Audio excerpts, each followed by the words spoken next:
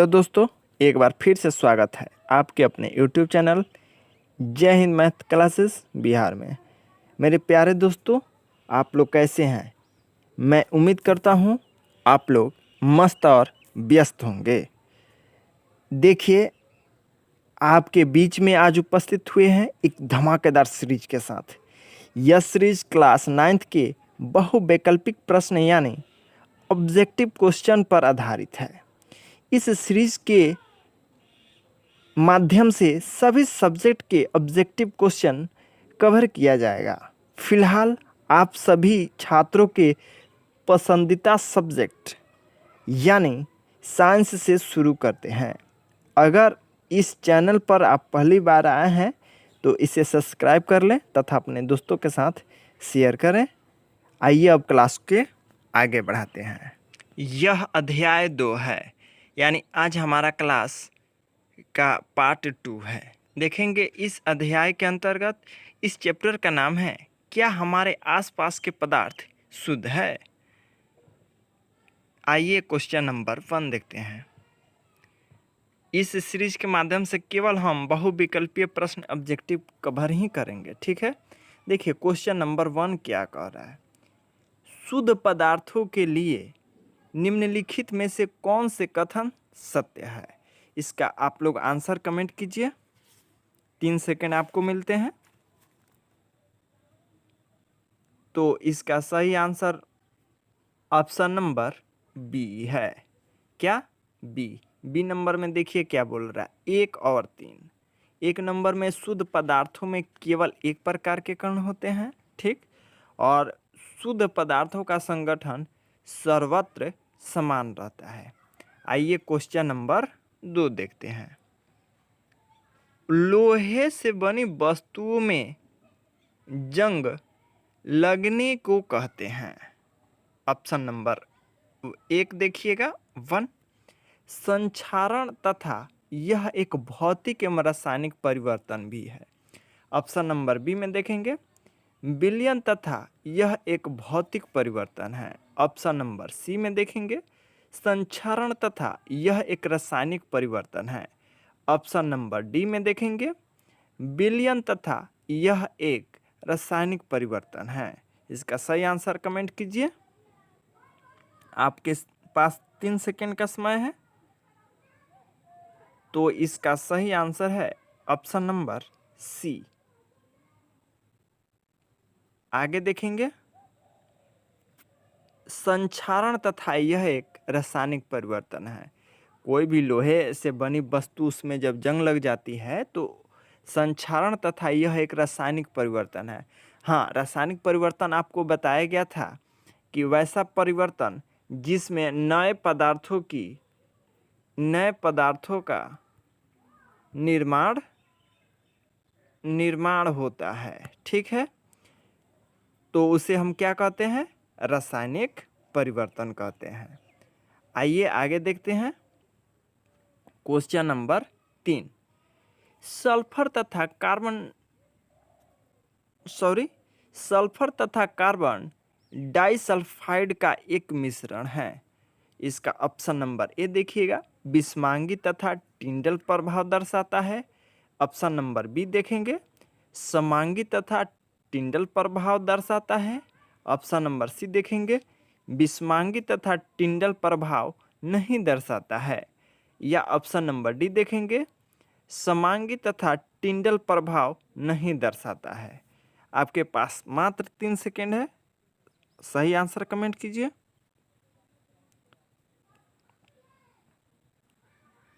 तो इसका सही आंसर है ऑप्शन नंबर डी, समांगी तथा टिंडल प्रभाव नहीं दर्शाता है, ठीक है। अब क्वेश्चन नंबर 4 देखते हैं। आयोडीन का टिंचर पूर्तिरोधी गुण रखता है। यह विलयन निम्नलिखित में से किसके घोलने पर बनता है, ठीक है। तो इसका ऑप्शन नंबर 1 देखेंगे पोटेशियम आयोडाइड में आयोडीन।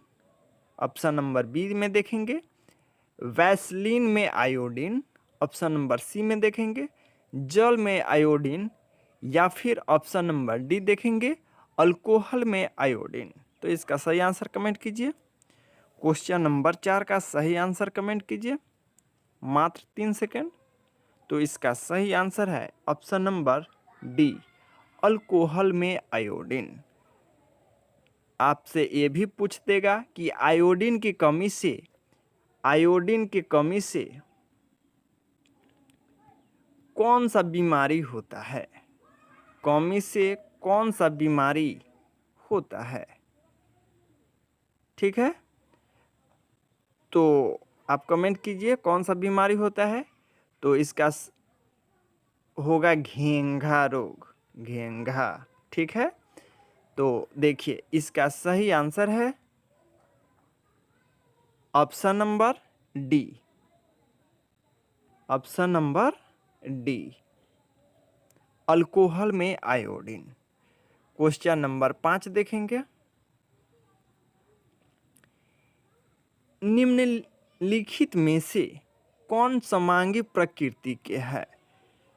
ऑप्शन नंबर ए देखेंगे बर्फ, ऑप्शन नंबर 2 लकड़ी, ऑप्शन नंबर 3 मृदा, ऑप्शन नंबर 4 वायु। तो इसमें ए में देखिएगा 1 तथा 3, बी में देखिएगा 2 तथा 4, सी में 1 तथा 4, डी में 3 तथा 4। इसका सही आंसर कमेंट कीजिए क्वेश्चन नंबर 5 का। तो इसका सही आंसर है ऑप्शन नंबर सी, 1 तथा 4। यह समांगी मिश्रण है, बर्फ और वायु। ठीक है, क्वेश्चन नंबर 6 देखते हैं, निम्नलिखित में से भौतिक परिवर्तन कौन से है। 1 नंबर देखिएगा लौह धातु का पिघलाना, 2 नंबर लौह में जंग लगना, 3 नंबर में एक लौह छड़ को मोड़ना, 4 नंबर में लौह धातु का एक तार खींचना। इसका ऑप्शन नंबर ए में 1, 2 तथा 3, ऑप्शन नंबर बी में 1, 2 तथा 4, ऑप्शन नंबर सी में 1, 3 तथा 5। सॉरी, यहाँ पर 4 ही रहना चाहिए, लेकिन यह 5 दे दिया है, पता ना कहाँ से। ऑप्शन नंबर 4 में देखेंगे डी में 2, 3 तथा 4, यहाँ पर भी 5 कर दिया है, मिस्टेक कर दिया है। इसका सही आंसर कमेंट कीजिए क्वेश्चन नंबर 6 का। तो इसका सही आंसर है ऑप्शन नंबर सी, 1, 3 तथा 4, जो कि भौतिक परिवर्तन है। कौन परिवर्तन है? भौतिक। और भौतिक परिवर्तन में क्या होता है दोस्तों? तो इसमें नए पदार्थों का निर्माण नहीं होता है, नए पदार्थों का निर्माण नहीं होता है। किसमें? भौतिक परिवर्तन में नए पदार्थों का निर्माण नहीं होता है। आइए क्वेश्चन नंबर 7 देखते हैं, निम्नलिखित में से रासायनिक परिवर्तन कौन से है। 1 नंबर में देखेंगे लकड़ी का क्षरण, 2 नंबर लकड़ी का दहन, 3 नंबर लकड़ी का चीरना, 4 नंबर लकड़ी के एक टुकड़े में कील ठोकना। इसमें से आपको बताना है कौन से रासायनिक परिवर्तन है। ऑप्शन नंबर ए में देखेंगे 1 तथा 2, ऑप्शन नंबर बी में 2 तथा 3, ऑप्शन नंबर सी में 3 तथा 4, या फिर ऑप्शन नंबर डी में 1 तथा 4। सही आंसर कमेंट कीजिए। तो इसका सही आंसर है ऑप्शन नंबर ए, 1 तथा 2, लकड़ी का क्षरण और लकड़ी का दहन। मेरे प्यारे दोस्तों, आपको बताया मैंने कि रासायनिक परिवर्तन में नए पदार्थों का निर्माण होता है, नए पदार्थों का निर्माण होता है, और भौतिक परिवर्तन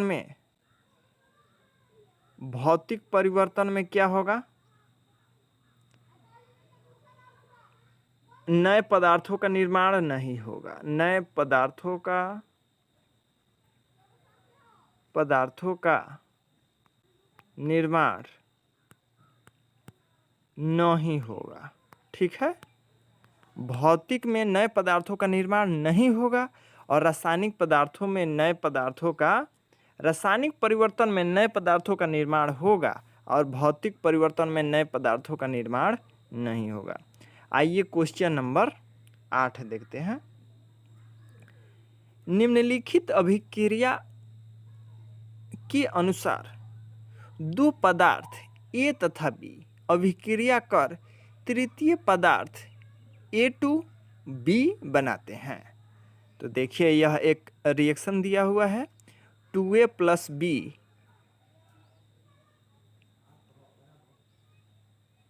एरो A2B, यानी यह रिएक्शन करके बनाया है A2B।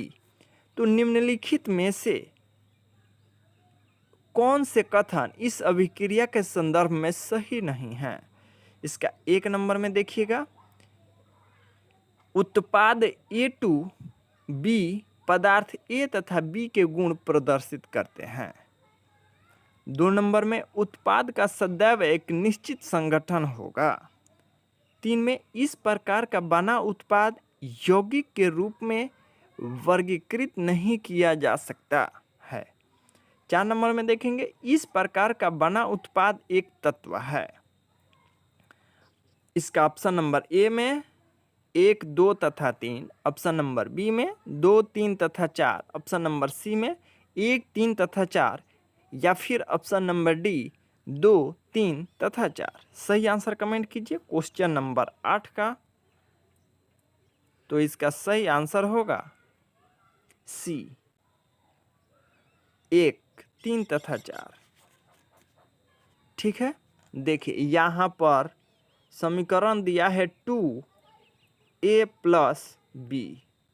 यह हमारे क्या है, तो रासायनिक अभिक्रिया में भाग लेने वाले तत्व है, लेकिन इससे इसका निर्माण हुआ है, यानी उत्पाद हमारा कहलाएगा A2B। ठीक है, आइए क्वेश्चन नंबर 9 देखते हैं।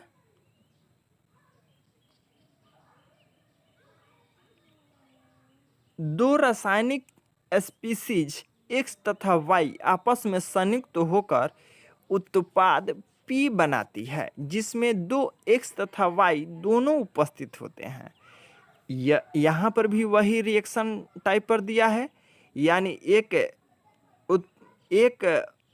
प्रोडक्ट दे दिया X और दूसरा दे दिया है Y।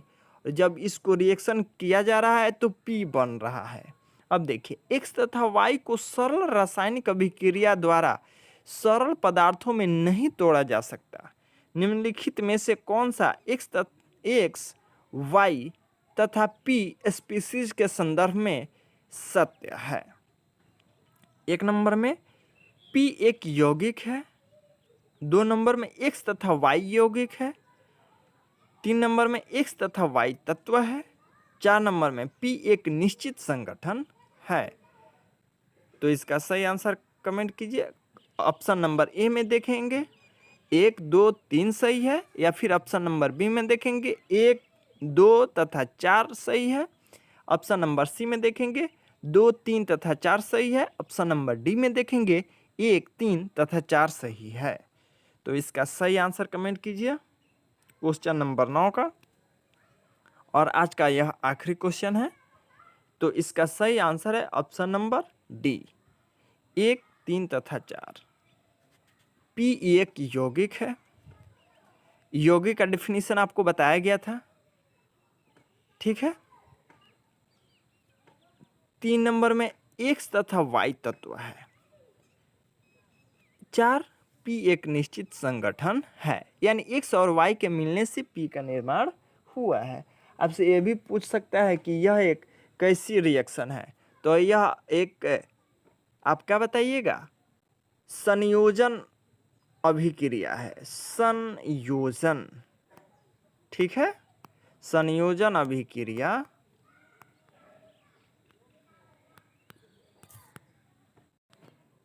ठीक है, आपको समझ में आ गया। अब देखिए, बस आज इतने ही था। इसके माध्यम से चैप्टर 2 भी आज ख़त्म हो गया। यह सीरीज आपको बेहद ही हेल्पफुल लगेगा और इससे आपका तैयारी और अच्छा होता चला जाएगा। ठीक है, मिलते हैं अगले वीडियो में, तब तक के लिए धन्यवाद। जय हिंद।